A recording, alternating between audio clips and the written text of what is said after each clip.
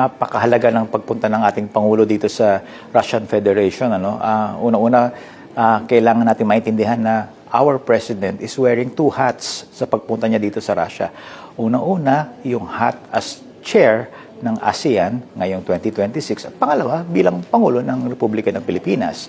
So, dalawa yung papel na ginagampanan nating Pangulo dito. And so far, sa nakita namin today, he's really doing a very good job for both roles, no? Sa araw na ito, yung first day ng ating state visit, nagkaroon ng bilateral meeting ang ating Pangulo at His Excellency Vladimir Putin, ang Pangulo ng Russia, and our respective delegations. And napaka-warm nung reception ng ating mga host sa Pilipinas, no? Nakakatuwa nga nung unang-unang statement pa lang ni Pangulong Putin, at kinongratulate niya ang Pilipinas for celebrating ang ating araw ng kalayaan noong June 12. At sinabi din ni President Putin na sila din pala noong June 12 is Moscow Day. So sinelebrate din nila. It's a special holiday din daw sa kanila yon. So sabi niya, yung una pa lang yon, na-establish na nila yung commonality, yung links ng Pilipinas at ng bansang Russia, no? Pangalawa, pinuri nung dalawang leaders natin yung ating 50th anniversary ng bilateral relations natin between our two countries, no? In fact, President Putin recalled that it was the father of President Ferdinand Marcos Jr.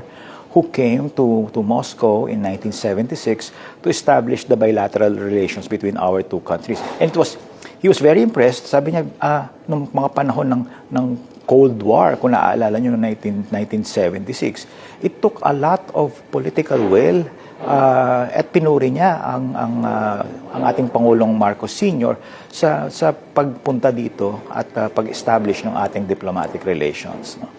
So, ang ating Pangulo naman ay natutuwa din doon sa paggunita ni Pangulong Putin doon sa ginawa ng kanyang ama noong 1976.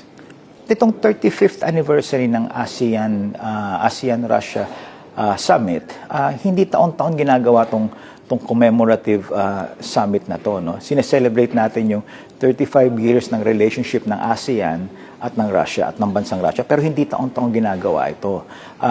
So natutuwa tayo, nakaka-honor sa atin that during our chairship, nag-invite ang Russia sa isang commemorative summit, no? So it's really a big honor for us and our president na ginawa nila ito dito. And very impressive yung gala dinner na hinost ng Russia for all the leaders of ASEAN, all the 11 leaders of ASEAN, no? So we're really very grateful, we're honored, and we're very happy with the hospitality of the Russian Federation.